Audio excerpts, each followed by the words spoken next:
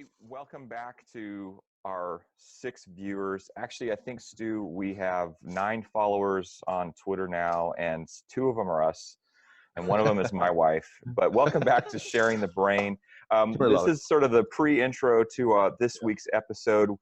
We have a really special guest, Dr. Jenni Donohoo, on, and she was so gracious to give us some time from her vacation and was working in her hotel. I had a little bit of issue with connectivity, so we're going to show you that episode and edit it a little bit for connectivity sake. So enjoy the podcast.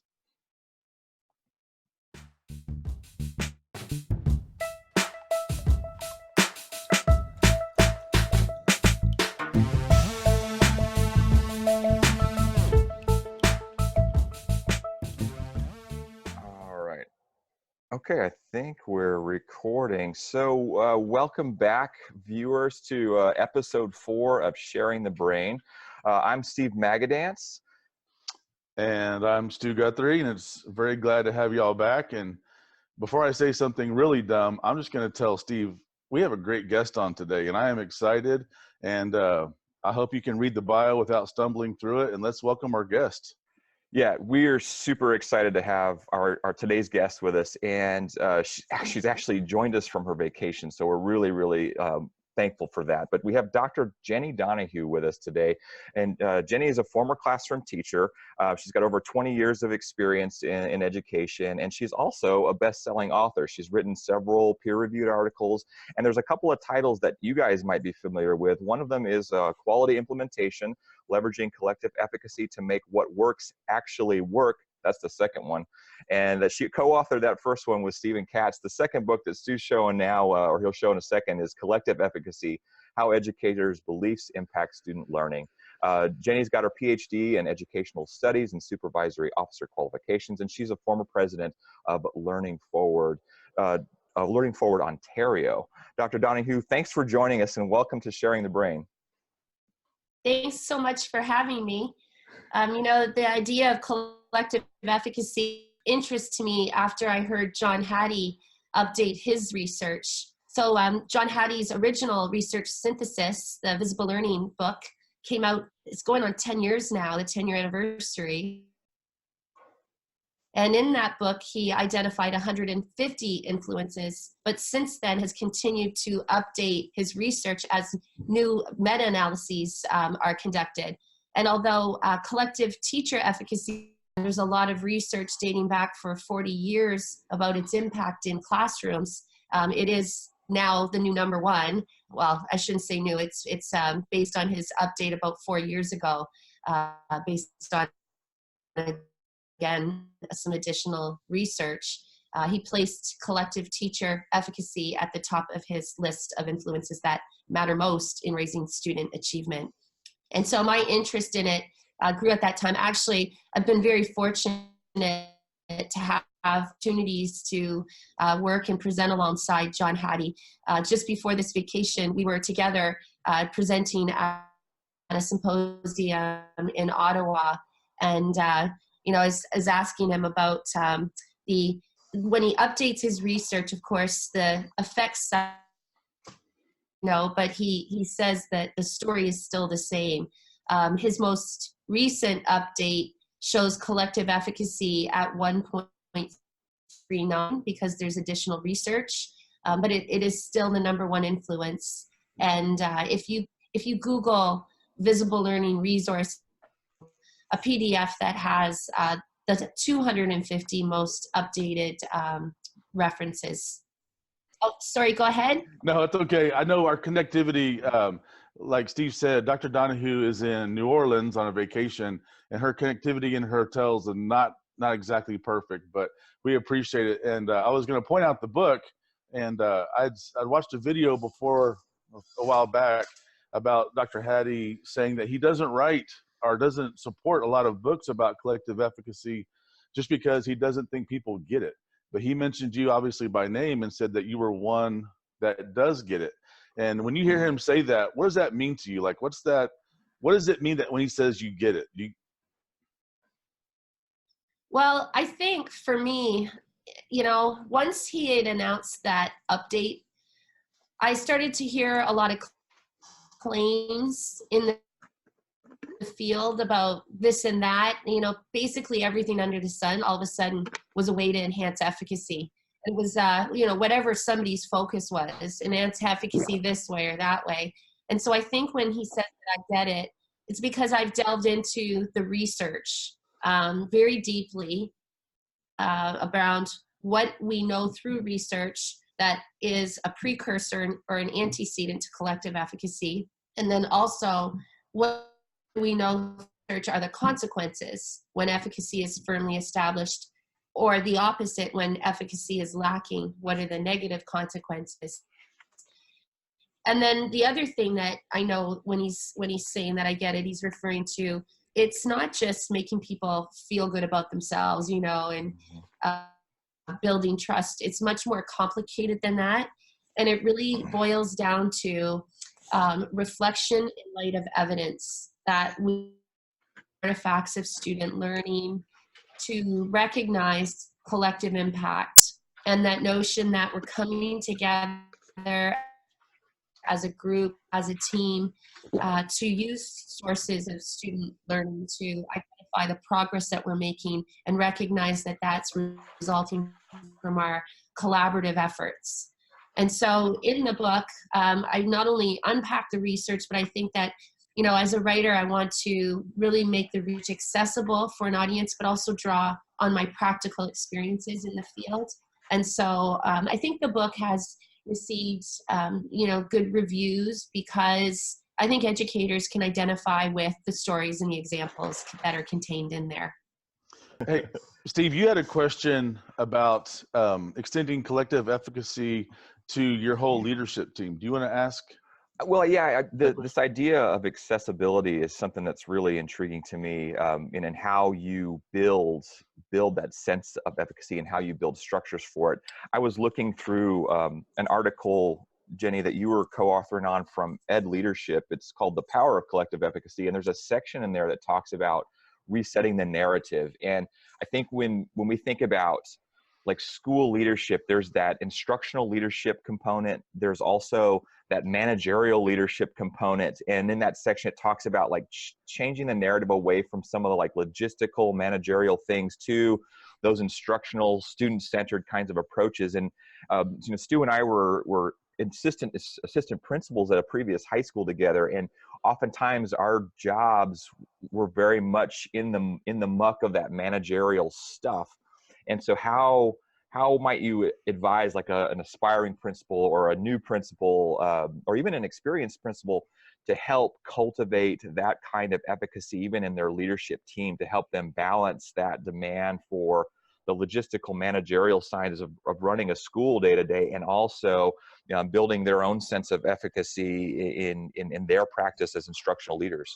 Well, what the number one source of efficacy is when people experience mastery. And so I think it's important for people to come together, especially when they're new in positions. So if we're talking about building leadership efficacy, having opportunities to realize when what they try has worked, in the way that they've wanted it to, having them understand those mastery experiences. The second most influential source of efficacy shaping information is vicarious experiences. So I think it's important to ensure for strong social networks amongst administrators, just like we say this around new teachers as well, just making sure that people have opportunities to see how their colleagues go about informing their leadership practice, so that they can learn together. And of course, everything is situational. What might work in one location for one person might not necessarily work somewhere else for a different person. But it's the power in the conversation, and knowing, and being reflective around the impact of your leadership practice. Just like we would say the same for a teacher in a class, from, the students or the teachers, around what it is that you're doing that's working well, and then using that information, of course, to change or to capitalize on the strengths I think is something that's important. And you know, I know you've talked about critical inquiry. Somebody help me out. Critical Inquiry. inquiry. Yeah. That sounds better. And about and I know that you also, obviously you've watched all of our podcasts, so I mean I'm just going to say that, you know, like, as a certainty. But we did talk about productive struggle, and of course talked about it in terms of students, but also how it might apply to your staff and giving them a problem, you know, so to speak, that they can solve together, that would then, I think, you know, lead towards collective efficacy, because they're I love that question. I think engaging together in identifying a problem or a dilemma in our practice, and then coming together to dig into how do we solve that. And so that's been the focus of a lot of my earlier work with teacher teams, as a, you know, an approach to professional learning that I found has been very, very powerful in helping to empower teachers. You know, in the past, professional development is something that's kind of been done to teachers and not with them. And so I love that idea of engaging teams, whether it be teachers or groups of administrators, in coming together to draw on their own experiences and expertise to be able to make a difference and see an impact. And of collaborative inquiry is really a nice structure that professional learning communities can use to really, you know, have a process for looking at data and experimenting with what's supposed to work and finding ways to make it actually work in their own practice. Because we know research, including the visible learning synthesis, including, you know, research done years ago by Robert Marzano around what research done by people like Vivienne Robinson around leadership practices.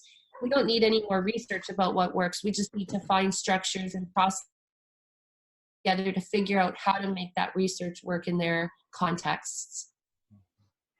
I want to jump in there. I think you're right. There's a ton of a body of evidence out there about the things that work, and then finding opportunities for practitioners, right, the adults in the building, to leverage some of those structures to help them understand the impact of their practice. I think one of the things I think about how we use it in my current context, there are a set of protocols, and shameless plug here, there's an organization called the School Reform Initiative that is sort of listed and offers up ideas about how to use protocols that teachers can get together in mixed or even homogeneous groups to reflect on their own practice and give each other their own expertise, right? And so it's very teacher driven. And I love that about some of these protocols, is that the work is generated from the practitioners closest to implementation. Absolutely. So are you guys part of that School Reform Initiative? It's one of my favorite places to go and to, you know, direct people to, as far as if they need some assistance in really deepening those conversations in those problem solving groups. Those protocols to me are priceless. So speaking of that, there is a School Reform Initiative fall meeting in Boston coming up here in November. I think I'm going to try to get myself out there for that, because I think that the work is something I've been doing for probably the better part of my career, and it's extremely powerful. I think it's one of the most effective tools that we have to help teachers work with each other, teach each other. I think it's a great point, Steve. And I'm just glad that I'm the one that edits this podcast. So when it's all said and done, I can edit out myself trying to say the word inquiry. But I want to thank Dr. Donohoo. I know that our connectivity is in and out, and I watching the video on my side. This is my dog Lolly. She has to be a part of this thing every time. So, all right. We'll be able to edit out some of it. I think the content, well, just the parts where it's jumping all over the place. I mean, it's a little bit difficult. But could we ask that we could get you back on sometime? Yeah, let's do it. And, you know, if we do it when I'm at home, I know I don't have any issues there. And I have my dogs, got 2 little golden retrievers that would love to be part of this. Little golden awesome. Retrievers. Yeah, little. Like they're big. Yeah. And Steve has 2 great dogs too, Chuck and Clay. and they've yet to make an appearance on the podcast. But thanks a ton again for giving up your time on your vacation. I mean, it really means a lot. And this topic is near and dear. If you could talk to my staff, they would tell you that I rarely go a faculty meeting or just about any conversation without talking about, what works with kids, student outcomes, teacher collective efficacy. It's just always on my mind because I realize the value of it. And as I start to see it grow at my school, it makes me so happy to see it. I just know it's effective. It's something I don't need a lot of research to know when something's great. You know what I mean? Yeah, it's exactly. If you would, Steve, send me a link to that school reform fall meeting, I'd love to look into that myself. Yeah, I will absolutely follow up after this and send you the link to the Okay. details. Okay, thanks, guys. Sorry about the internet connection. And all right, thanks again. We appreciate it. Yeah, okay, take care. Bye. Well, so we hope you enjoyed episode 4 of Sharing the Brain this week. We're really appreciative again of Dr. Donohoo giving us her time today on her family vacation. And she committed to coming back and visiting with us on another episode of Sharing the Brain when we don't have the same kind of technical difficulties that we were having. She is super interesting to talk to. Her research is super interesting as well, and I think super relevant to educators today. We also wanted to follow up on some of the Twitterations around some of our previous episodes, especially the productive struggle episode 3. And Sue's going to share some of the Twitter action that we got off of that. Yeah, and again, thanks to Dr. Donohoo. That was really an interesting conversation, and she did say she'd be back on, and she has 2 golden retrievers. So maybe this can be a dog podcast, and we can, finally get some followers to this besides just the 14 that follow us or whatever. But so we had a question from Christy Hurst. She says regarding productive struggle, I think an important component of productive struggle is a reassurance that there will be enough time, in all caps, devoted to the challenge, not just the initial time, but the promise of coming back to the challenge again. A lot of thinking and problem solving happens when we step away. And I work with Christy Hurst, and that is a great question. It's a great problem, because a lot of what PD ends up being is an event. And I hate the idea that any professional development is an event. We're filling a time slot. Well, we have an hour. What are we going to talk about? That honestly is educationally repulsive. How's that for coining a term? And I know one of the things that I'm really trying hard to do is every time that we meet in a faculty meeting, leadership, any meeting, we're reviewing the big 3 rocks, the 3 rocks that we collectively came up with to approach this year.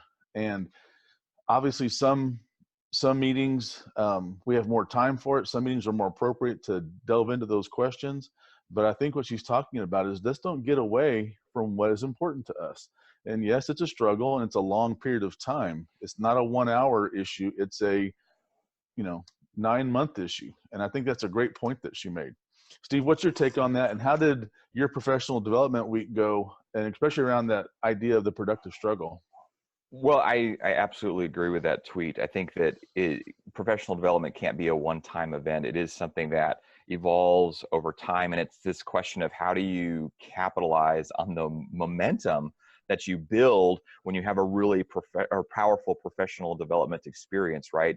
And I think it's incumbent both on all the adults in the building to understand how they have a role of holding each other accountable to the work that you create and do together. So, I mean, I think it's a great tweet. It's a great question to ask. And it's really a, how will your staff hold you accountable to keeping the momentum going? How will my staff hold me accountable to keeping the momentum going? And how will they be included in continuing to generate that momentum? I mean, we just talked to Dr. Donohoo about like this idea of how people see the impact of their work, right? That is what it is that creates the efficacy. It's not just, feeling good about thinking you have power. It's seeing the impact of it, seeing the data that's generated from that impact. And that's really what creates that sense of efficacy, if I understood her correctly. So I think it's super important to continue the momentum that's built and build it into the regular part of the process that you have, the regular part of the staff development or the meetings together, the time together. Yeah, and it keeps you focused. We came up with 4 I call them permeating principles. I thought of that term in about 9 seconds, so there's no real value to it except just the term that came to me. But we talked about fidelity, accountability, collaboration, and trust. And when you talk about fidelity, it's doing it over and over again. You know, it's being true to what you're actually trying to accomplish. But I think the key word that you said, Steve, is accountability. And, you know, as the principal, you're held accountable for everything. And we know that. Yeah. And, you know, one of the things that we did this past week in terms of accountability is I asked all the leadership team just to stand in front of the staff and just say what we were willing to do and what we wanted to be held accountable for. It wasn't very comfortable. It's not, you know, I as you can see on this podcast from time to time, I kind of just get caught up in what I'm thinking and it doesn't come out exactly like I'd like it to. So it was very intimidating initially to do that. But there's something about saying it out loud, you know. There's something about putting yourself out there and telling your staff, this is what I'm going to do. And if I don't, you're welcome to hold me accountable for it. So I'm glad you brought that up. Yeah, no, I think that idea of out loud is important, right? If you say it, you kind of have to do it, right? I mean, that's the thing. I mean, because otherwise it's, well, you said this, and you know, where's the pudding, so to speak? Where's the proof in the pudding, kind of thing? So it's important that you keep that narrative going. Like we said, we're going to do this. How are we continuing to hold ourselves accountable to doing the things that we promise for students? So I think that's a super important part of it. I mean, my week, you asked that, I realized I didn't answer that question.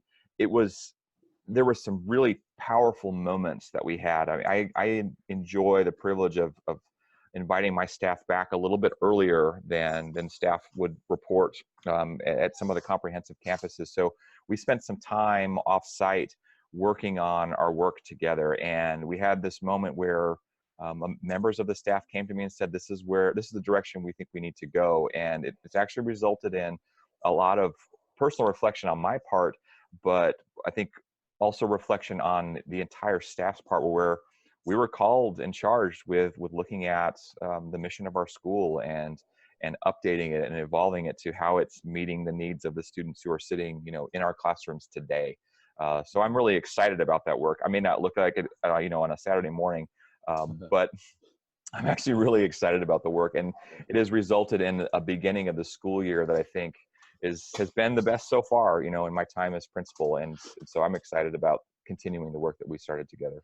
I think that's great. And, you know, speaking of saying it out loud, it only took us 6 years, but we did say, hey, we're going to do a podcast. We're going to do a podcast. Right. Now, we were the only ones that heard each other say that, but we finally did. And it's been a lot of fun.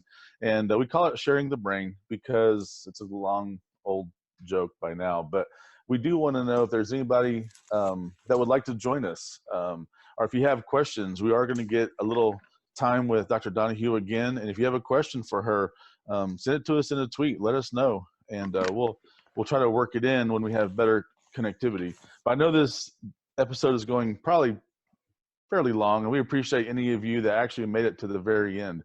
There's no prizes for making it to the end, but just our sincere thanks. So we'll see y'all next time. And don't forget, at Sharing the Brain, send us your questions if you're interested in that, in popping on. Let us know that way too. Follow us on Twitter, and we'll see you on the internet.